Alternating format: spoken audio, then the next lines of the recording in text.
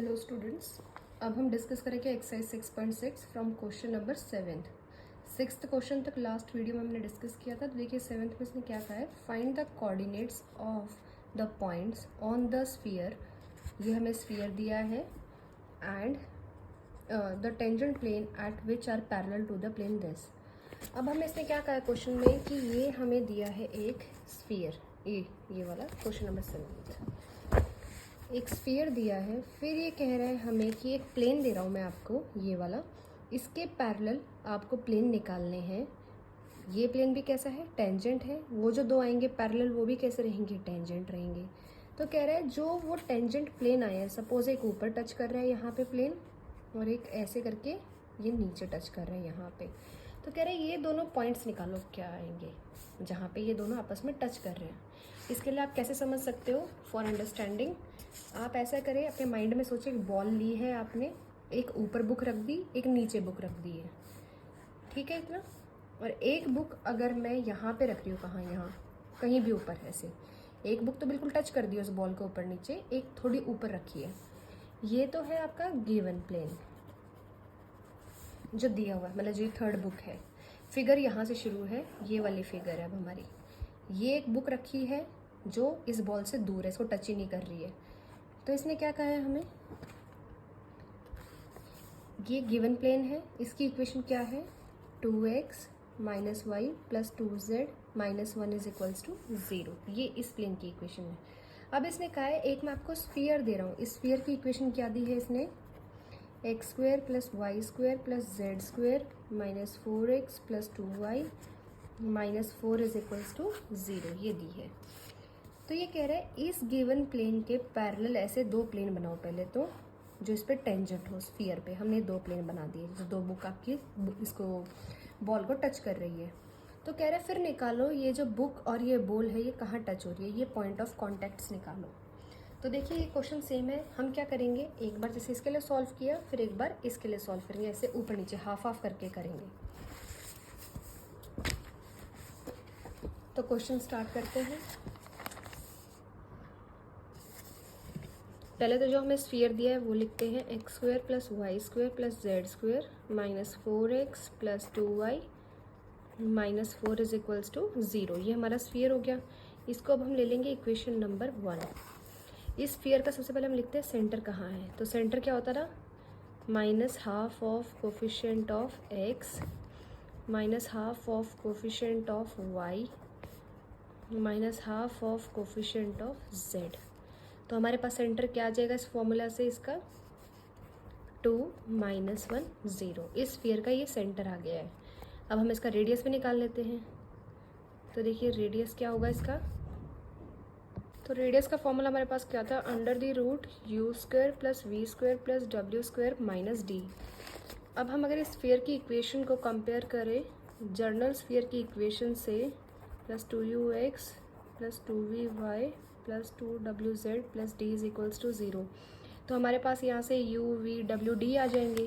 वो जब हम इसमें पुट करेंगे तो हमारे पास जो रेडियस आएगा वो क्या बन जाएगा, under the root 4 plus 1 plus 0 minus 4 is equals to under root 9 that is 3। तो रेडियस कितना आ गया हमारे पास इसका 3। अब हमने सेंटर निकाल लिया है और यहाँ रेडियस निकाल लिया है। अब हमें जो प्लेन दिए हैं, जो गिवन प्लेन है, पहले तो वो लिख लेते हैं। वो प्लेन हमें क्या दिया हुआ है, that is 2x minus Y plus 2z minus 1 is equals to 0। ये गिवन प्लेन है। अब अगर कोई प्लेन इसके पैरेलल होगा तो उसमें क्या डिफरेंस आएगा, सिर्फ एक कांस्टेंट का। तो अगर यहाँ पे -1 है तो हमें अब नहीं पता कांस्टेंट क्या आएगा, दैट्स वाई।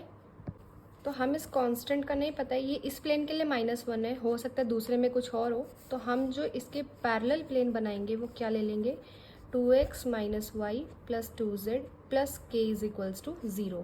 अब ये k इसमें -1 है, किसी और में हो सकता है 2, 3, 4, हाफ, कुछ भी आ जाए, कोई भी कांस्टेंट। तो अब ये जो प्लेन है ये क्या है, इस प्लेन के पैरेलल है। और ये साथ ही साथ क्या है, ये इस स्फीयर पे गिवन पे टेंजेंट भी है। तो अगर हमारे पास अब एक स्फीयर है और एक प्लेन है, ये स्फीयर आ गया, ये प्लेन है जो अभी हमने k वाला लिखा है, that is 2x minus Y plus 2z plus k is equals to 0। इस स्फीयर का रेडियस कितना है 3 और इसका सेंटर क्या है 2 -1 0, ये है। तो हमें एक कंडीशन पता है कि एक प्लेन एक स्फीयर पे कब टेंजेंट होता है, अगर हम ये परपेंडिकुलर डिस्टेंस निकालें और ये रेडियस के ही इक्वल आ जाए तो वो क्या होगा, उस पर टेंजेंट होगा। अब हमें ये पता है कि टेंजेंट है क्योंकि हम लेके ही चल रहे हैं टेंजेंट है, तो हम क्या कहेंगे, देयरफॉर परपेंडिकुलर डिस्टेंस कहाँ का, ये वाला, इस सेंटर से लेके इस प्लेन का perpendicular distance between centre and इस प्लेन को अगर मैं इक्वेशन नंबर 2 ले रही हूँ ना, एंड प्लेन 2, इनके बीच का जो परपेंडिकुलर डिस्टेंस है वो किसके इक्वल आ जाएगा, वो आ जाएगा रेडियस के इक्वल, दैट इज 3। तो हमें पता है फॉर्मूला कि अगर हमें कोई परपेंडिकुलर डिस्टेंस निकालना है कोई एक पॉइंट से एक प्लेन का, तो हम कैसे करते थे, हम उस पॉइंट को उस प्लेन में पुट करते थे मॉड्यूलस के अंदर। यहाँ पहले 2 आएगा, y की जगह पे क्या आ जाएगा -1 and z will become 0 plus k as it is upon under the root में यहाँ क्या आएगा, अपॉन में ही 4 + 1 + 4 इज इक्वल्स टू रेडियस क्या है 3, रेडियस हमारा 3 आ चुका है। अब अगर हम इसको सॉल्व करें इस पार्ट को, तो क्या आएगा 4 + 1 + 0 + k upon under the root, यहाँ 3 आ जाएगा, this is in mod is equals to 3, we will get 5 + k mod is equals to 9। अब जब हम मॉड हटाएंगे तो हमारे पास क्या आएगा, यहाँ पे k प्लस ऐसे प्लस माइनस आएगा यहाँ पे इज इक्वल्स टू 9। तो या इक्वेशन या तो बनेगी k + 5 इज इक्वल्स टू 9 या फिर बनेगी -k + 5 इज इक्वल्स टू 9। तो k क्या आ जाएगा, एक बार तो हमारे पास यहाँ पे 4 आ जाएगा, -k - 5 is equals to 9, -k is equals to 9 + 5 that is 14 -k, तो k कितना आ जाएगा -14, k की 2 वैल्यू आ गई है। अब हम ये ले जाके कहाँ रख देंगे, इक्वेशन नंबर 2 में। तो जैसे हम इक्वेशन नंबर 2 में रखेंगे तो जब k को 4 रखेंगे तो इक्वेशन क्या बनेगी, 2k - y + 2z + 4 is equals to 0। तो एक प्लेन ये आया है, और जब हम रखेंगे k की जगह -14 तो क्या आएगा, इन इक्वेशन नंबर 2 रख रहे हैं हम, ये 2 प्लेन आ गए हैं।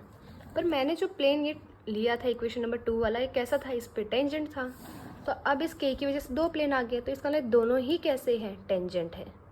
तो क्वेश्चन में इतना तो मेरे पास आ गया है कि ऐसे प्लेन निकालो जो गिवन प्लेन के पैरेलल हो और हमारे गिवन स्फीयर पे टेंजेंट हो, टेंजेंट बना दिए। अब हमें ये पॉइंट पता करना है कि ये जो प्लेन है दोनों आए हैं, ये स्फीयर को कहाँ टच करते हैं। तो उसके लिए देखिए, हमने जो पहले क्वेश्चन डिस्कस किए थे 1 to 6 में, तब भी हमने निकाला था, अब हम फिर निकाल रहे हैं। अब मुझे पता है, देखिए यहाँ पे देयरफॉर पॉइंट ऑफ कांटेक्ट होता क्या है, जो ये परपेंडिकुलर बनाया है ये इसका फुट है, आई होप अब दिख रहा होगा, ये परपेंडिकुलर बनाया मैंने, ये क्या है, जो पॉइंट ऑफ कांटेक्ट है उसका फुट है। Therefore equation of any line through the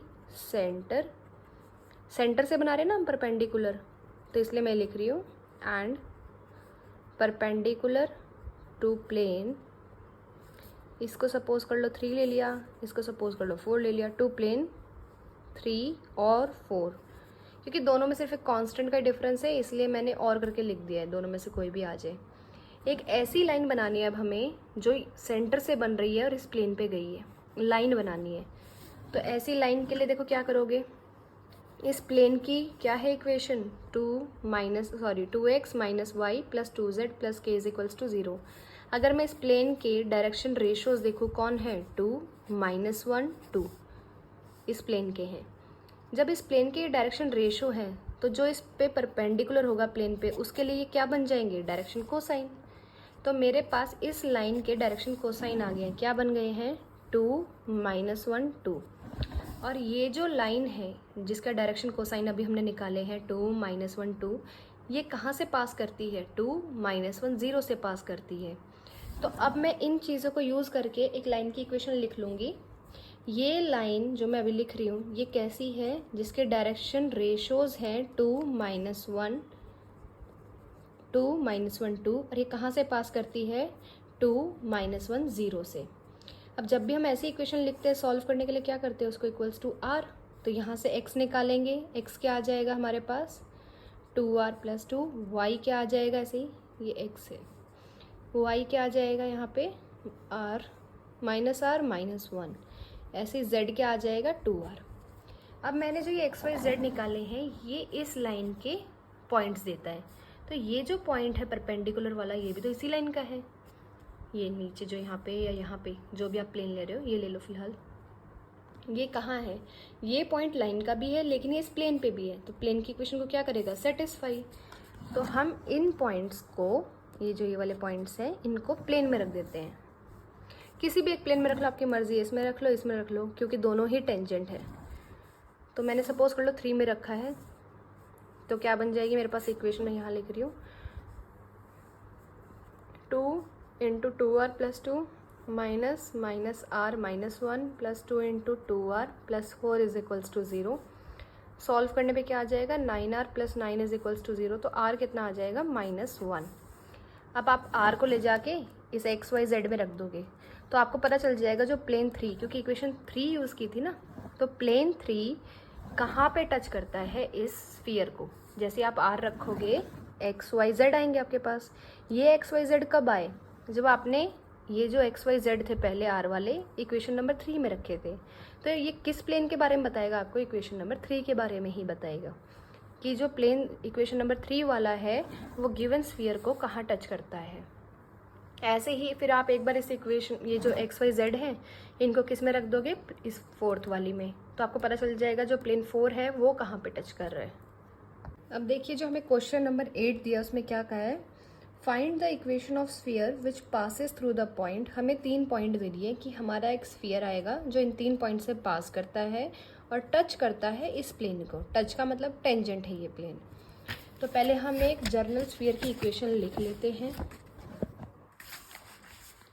sphere की इक्वेशन जर्नली क्या लेते थे हम, X square plus Y square plus Z square plus 2ux plus 2vy plus 2wz plus D is equals to 0। ये equation लिख ली हमने। अब ये स्फीयर कहाँ कहाँ से पास कर रहा है, तो पॉइंट कर रहा है 4 1 0, फिर 2 -3 4 1 0 0। तो जैसे हम ये वाला रखेंगे तो हमारे पास इक्वेशन क्या आ जाएगी, 8u plus 2v plus d plus 17 is equals to 0। इसको इक्वेशन नंबर 1 लेट कर लो, ये 2 आ गई। जब ये रखोगे इसके अंदर तो क्या आएगी 4u minus 6v plus 8w plus d plus 29 is equals to 0। Let this is equation number 3। और जब हम लास्ट पॉइंट रखेंगे हमारे पास आएगा 2u plus d plus 1 is equals to 0। यहाँ से u आ जाएगा माइनस d प्लस 1/2। इसको लेट कर लो इक्वेशन नंबर 4। अब अगर हम इस 4th इक्वेशन को 2 और 3 में यूज़ करें तो हमारे पास देखिए v क्या आ जाएगा 3d माइनस 13/2 और w क्या आ जाएगा सॉल्व करने पे 5d माइनस 33/4। तो हमारे पास ये आ गए हैं u v w, क्योंकि 3 थे हमारे पास पॉइंट तो 3 ही वेरिएबल आए हैं। अगर 4th भी होता तो हमारे पास d भी निकल जाता। हमारे पास ये आ गए। अब हम कह रहे हैं कि जो हमारा ये गिवन स्फीयर है ये क्या करता है, इस प्लेन को, जो ये प्लेन दिया हुआ है इसके साथ टेंजेंट है। प्लेन कौन सा है हमारा, plane is 2x plus 2y minus z minus 11 is equals to 0। यही प्लेन है, इक्वल टू 11 था, मैंने उसको इधर शिफ्ट कर दिया, माइनस 11 हो गया। अब हमें कंडीशन पता है एक स्फीयर एक प्लेन के साथ कब टेंजेंट होगा, जब ये परपेंडिकुलर डिस्टेंस किसके इक्वल हो, रेडियस के इक्वल। तो हम यही करेंगे। अब हमें सेंटर पता है, इस स्फीयर का सेंटर कहाँ लाई करता है, -u minus v minus w। इसका रेडियस भी हमें पता है, क्या होता है, रेडियस यहीं लिख दूँ मैं डायरेक्ट, ये रेडियस ही है ना, √u plus u square plus v square plus w square minus d, ये होगा हमारा रेडियस।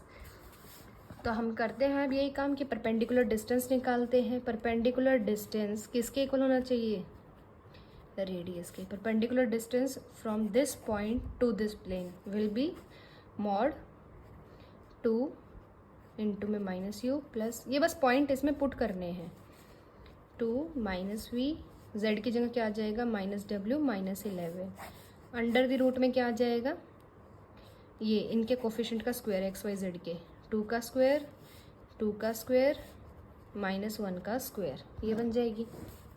और ये किसके इक्वल है, रेडियस के। रेडियस क्या था, u square plus V square plus W square minus D.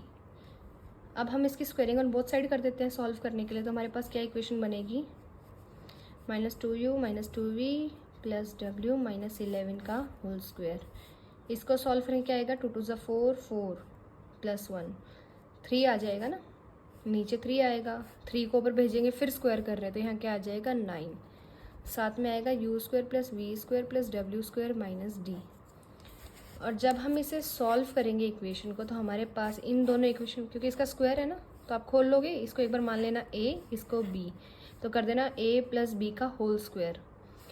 फिर क्या आएगा आपके पास, इस टर्म का भी स्क्वायर आएगा, उसको भी इसी फॉर्मूला से दोबारा खोलना है, इसको भी खोलना है।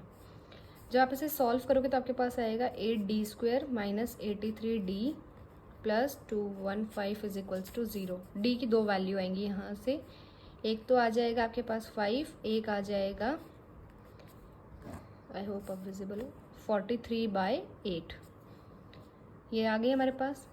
तो d की 2 वैल्यू आई हैं। अब हम ले जाके उसको पुट करेंगे u/v/w में।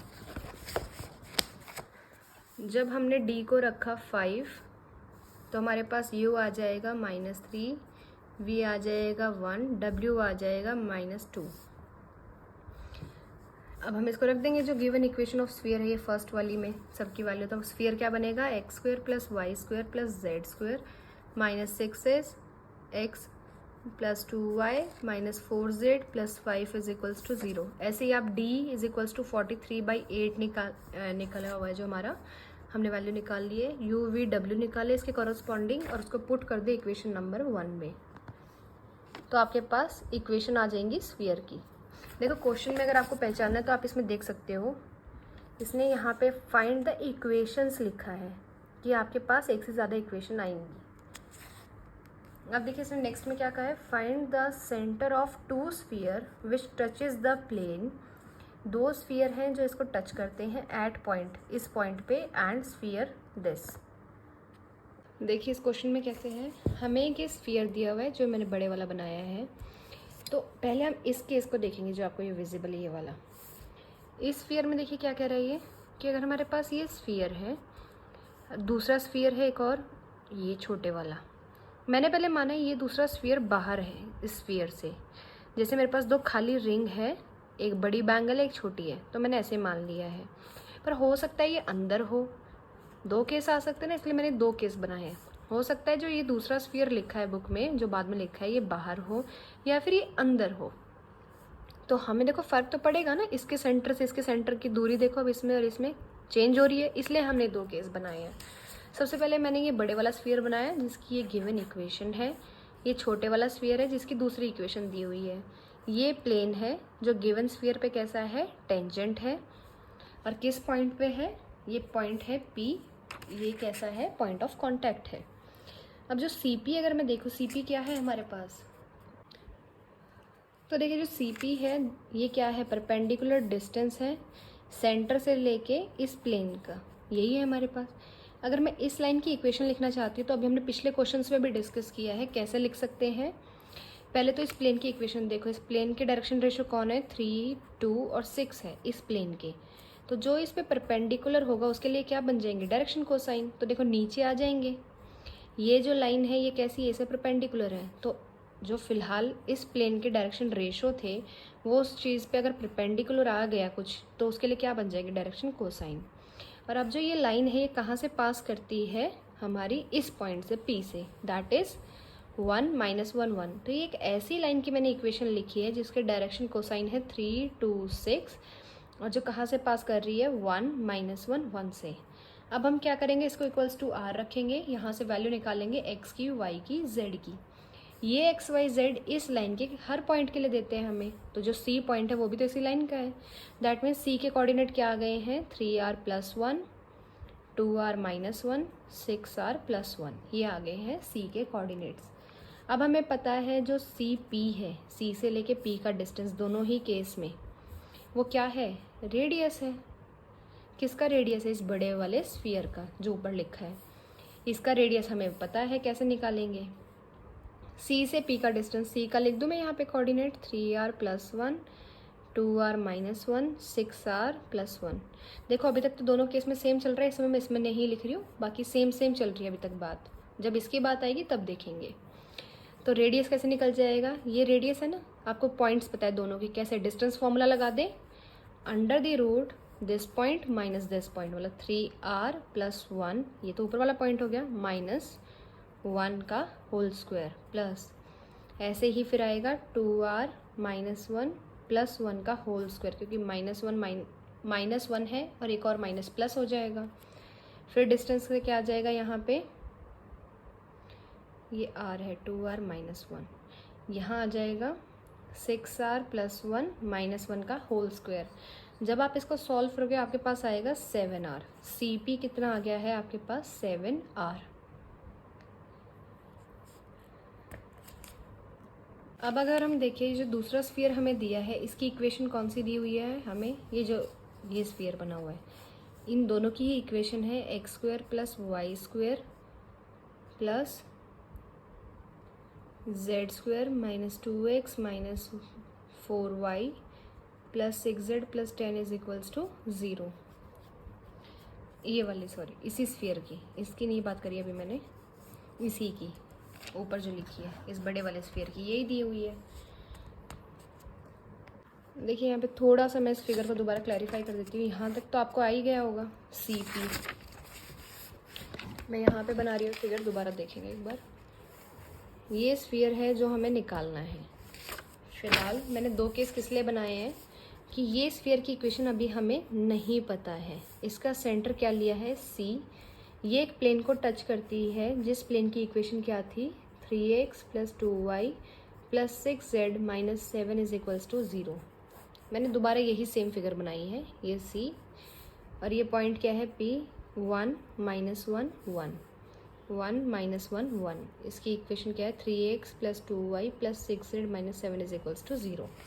अब इसने कहा है जो आप ये स्फीयर निकालोगे, जिसकी इक्वेशन आप हमें बताओगे, ये स्फीयर एक दूसरा गिवन स्फीयर है, उसको टच करता है। तो हो सकता है वो जो गिवन स्फीयर है, ये वाला कौन सा है, गिवन स्फीयर।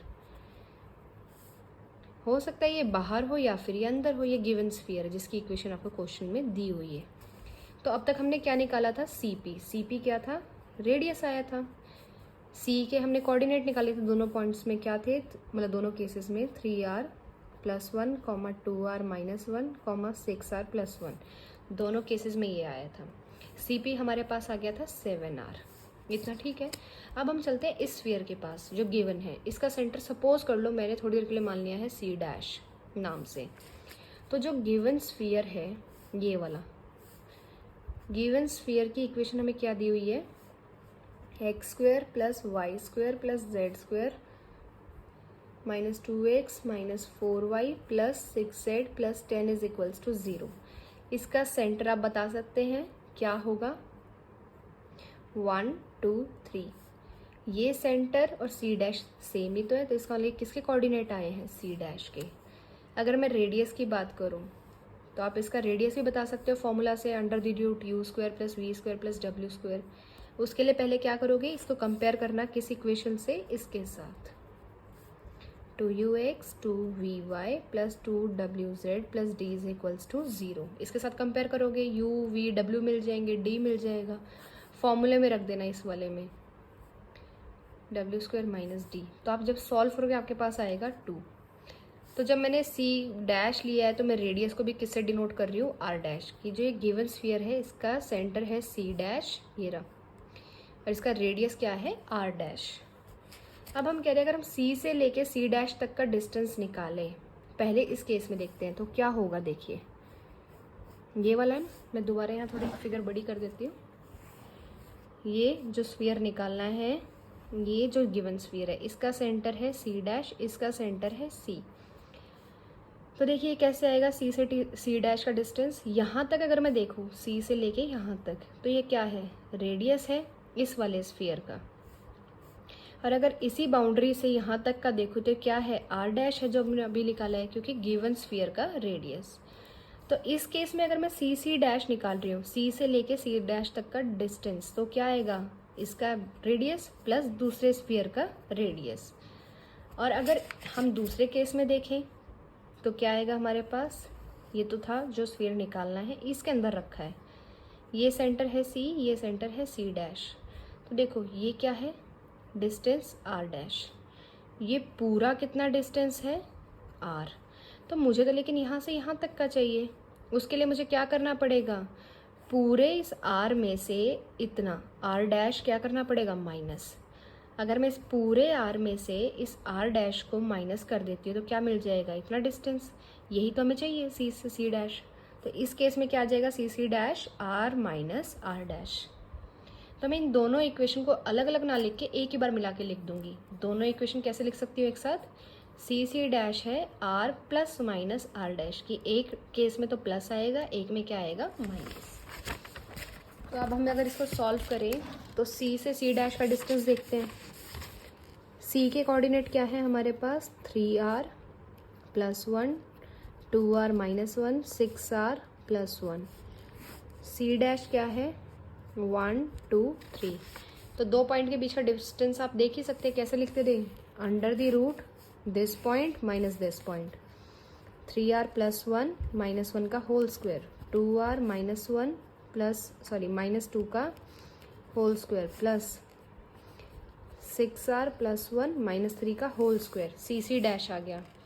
अब एक केस में तो क्या लेना है, r प्लस आर डैश, तो वो तो बन जाएगा r कितना था रेडियस 7r, आर डैश कितना था 2।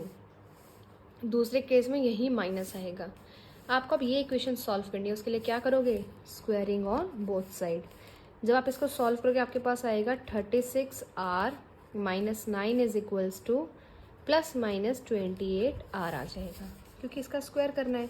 एक बार प्लस करके खोलना, एक बार माइनस करके खोलना, मतलब दो इक्वेशन चलती रहेंगी आपके साथ साथ। तो अगर मैं एक बार प्लस का साइन ले लूँ तो इक्वेशन बनेगी 28r, एक बार ले लेंगे माइनस का साइन तो माइनस 28r आ जाएगा। जब सॉल्व करोगे तो आएगा आपके पास यहाँ पे r इज इक्वल्स टू 9/64, इसमें आएगा r is equals to 9/8। r आ गया। जैसे ही r आएगा आप क्या करोगे, जाओगे वापस, सबसे पहले सेंटर बता दोगे, एक बार r रखोगे, 9/64, इसका रेडियस आ जाएगा। प्लस वाला कब बनेगा, जब ये वाला केस था। तो प्लस जब आपने निकाला तो कौन सा आया था, जब मैंने पॉजिटिव लिया था ना दोनों के बीच, प्लस 28 लिया, तो आंसर आया था r का 9/64। तो ये पॉजिटिव वाला किस केस का था, इसका प्लस इसमें था, दिस प्लस दिस, तो ये जो r रखोगे प्लस वाले के लिए है। जब एक आपने रखा नेगेटिव -28r रखा था इक्वल टू के बाद, तो हमारे पास क्या आया था, स्मॉल r 9/8, ये इस केस का है। तो हमारे पास आ जाएगा, सेंटर भी निकाल लोगे, ये कोऑर्डिनेट्स हैं, और रेडियस भी निकल जाएगा आपके पास, तो क्वेश्चन सॉल्व हो जाएगा। अब देखिए जो हमें क्वेश्चन दिया है, क्वेश्चन नंबर 10th, इसमें हमें एक स्फीयर पूछा हुआ है जिसका सेंटर का है ओरिजिन पे, और जो टेंजेंट लाइन ये है उसके साथ हमें ऐसे स्फीयर की इक्वेशन बतानी है। तो सेंटर हमने ले लिया है ओरिजिन, हमने टेंजेंट लाइन ये लिख के दी हुई थी, इसको पहले डिवाइड किया है पूरी को 2 से, ये आ गया। फिर हमने यहाँ से कॉमन लिया है, ऊपर नीचे से माइनस माइनस, ऊपर से माइनस लेंगे कॉमन, ये आ जाएगा, ये एज इट इज़। इसको इक्वल टू ले लिया r, तो x y z आ गया मेरे पास। जब मैं इसको कंपेयर करूँगी तो x आ जाएगा, इसको कंपेयर करूँगी y, इन दोनों से क्या आ जाएगा z, x y z आ गए। तो ये जो x y z आए हैं, ये लाइन देखो ये थी ना ऐसे, इस स्फीयर के साथ कैसी थी, टेंजेंट थी।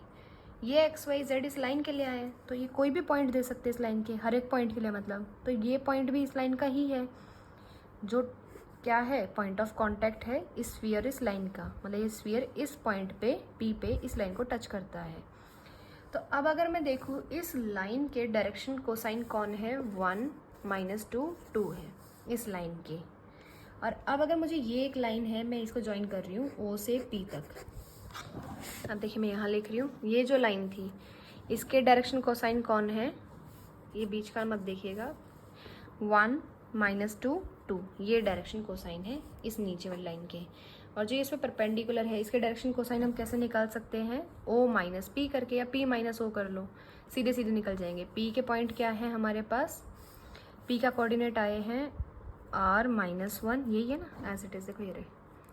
तो r x माइनस ये कर दूँ, ये वाला -0, दिस -0, तो इसका मतलब ये जो परपेंडिकुलर लाइन है इसके डायरेक्शन कोसाइन कौन आए हैं, r-1 -2r + 2 -3, ये आ गए हैं। अब ये लाइन नीचे वाली के डायरेक्शन कोसाइन, ये वाले इसके डायरेक्शन कोसाइन। तो दो लाइन परपेंडिकुलर कब होती है, जब उनके डायरेक्शन कोसाइन की प्रोडक्ट क्या आ जाए, 0। तो हम भी यूज़ करेंगे क्योंकि ये परपेंडिकुलर है ही। That means r-1 × 1 plus -2r + 2 × -2 plus 2r - 3 × 2, ये दोनों की प्रोडक्ट क्या आ जाएगी, 0। तो जब आप इस इक्वेशन को सॉल्व करोगे तो आपके पास r की वैल्यूज़ आएंगी। r की वैल्यू आपके पास आ जाएगी 11/9, ये आ गई है। अब जैसे ही r की ये वैल्यू आएगी, आप पहले बता दोगे क्या, आप इस P पॉइंट के पास जाओगे, इसके जो ये कोऑर्डिनेट्स थे, P पॉइंट के कोऑर्डिनेट ये x, y, z, इनमें रखोगे तो P की वैल्यू आ जाएगी। P पॉइंट किस पे है, 2/9, 4/9 -5/9, ऐसे है। P के आगे कोऑर्डिनेट, जो आपके पास P आ गया है ये है, और आपको ओरिजिन 0 0 0 पता है, तो क्या आप ये डिस्टेंस नहीं बता सकते हो, 2 पॉइंट का माइनस ही तो करना है, distance between 2 points, this minus this का whole square, this minus this का whole square, this minus this का whole square in under the root. तो आपके पास रेडियस भी आ जाएगा, रेडियस आ गया, सेंटर आपके पास है ही, तो आप इस स्फीयर की इक्वेशन बता सकते हो। क्योंकि एक ऐसा स्फीयर जिसका सेंटर कहाँ है, ओरिजिन पे, उसकी स्फीयर की इक्वेशन कैसी होती है, x² + y² + z² = रेडियस का स्क्वायर। और आपने OP निकाल के क्या निकाल लिया है, रेडियस, बस आप इसमें पुट कर देंगे।